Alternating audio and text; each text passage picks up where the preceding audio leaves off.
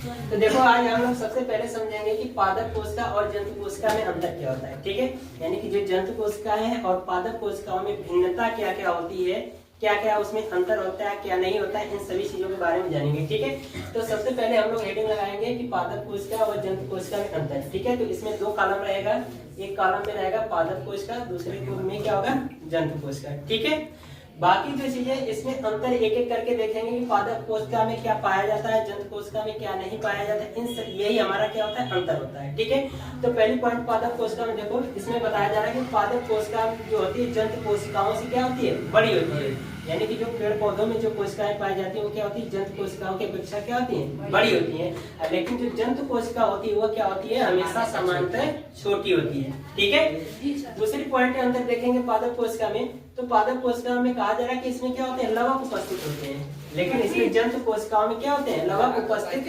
नहीं होते हैं। ठीक है, फिर इसके बाद इसमें बताया जा रहा है, तीसरा अंतर देखेंगे कि जो पादप कोशिका में जो होती है रिक्तिकाएं, यानी जो खाली स्थान होता है वो आकार में क्या होता है, बड़ा होता है और संख्या में कम होता है। यानी कि जो पादप कोशिकाएं होती है उनकी कोशिकाओं के बीच जो रिक्तिकाएं पाई जाती हैं वो कैसी होती है, आकार में बड़ी होती है लेकिन संख्या में क्या होती है, कम होती है। इसमें क्या होती है कि रिक्तिकाएं अनेक होती हैं, यानी कि जंतु कोशिकाओं में रिक्तिकाएं क्या होती है, ढेर सारी होती हैं, लेकिन इसमें क्या होता है कि ये छोटी होती है, आकार में क्या होती है, रिक्तिकाएं छोटी होती है और अस्थायी होती है। इसका मतलब ये है कि इनमें जो जंतु कोशिकाओं में जो रिक्तिकाएं पाई जा रही है वो आकार में छोटी तो होंगी लेकिन वो अस्थायी होंगी, यानी घट भी सकता है और बढ़ भी सकता है। ठीक है, फिर इसके बाद इसमें कहा जा रहा है कि हरित लवक पाया जाता है, यानी कि पादप कोशिका में क्या होता है, हरित लवक पाया जाता है। अतः इन कोशिकाओं में प्रकाश संश्लेषण की क्रिया होगी, यानी कि जब पेड़ पौधों में हरित लवक पाया जाता है, ये किसके कारण हरित लवक यानी हरे होते हैं, किसके कारण हरे रंग के होते हैं। ठीक है,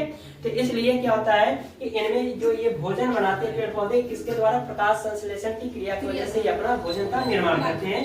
तो इसीलिए कहा जाता है कि पादप कोशिका में क्या होते हैं, हरित लवक पाए जाते हैं और इन कोशिकाओं में क्या होता है, प्रकाश संश्लेषण की क्रिया होती है। ठीक है, अब ये बताओ जंतु कोशिकाएं, तो जंतु कोशिका में क्या है, ये अपना भोजन जंतु प्रकाश संश्लेषण के द्वारा बनाते हैं, नहीं बनाते हैं। तो इसका मतलब ये है कि जंतु कोशिकाओं में क्या होगा, हरित लवक नहीं पाया जाएगा। जब हरित लवक नहीं पाया जाएगा तो इसमें प्रकाश संश्लेषण की क्रिया भी नहीं होगी।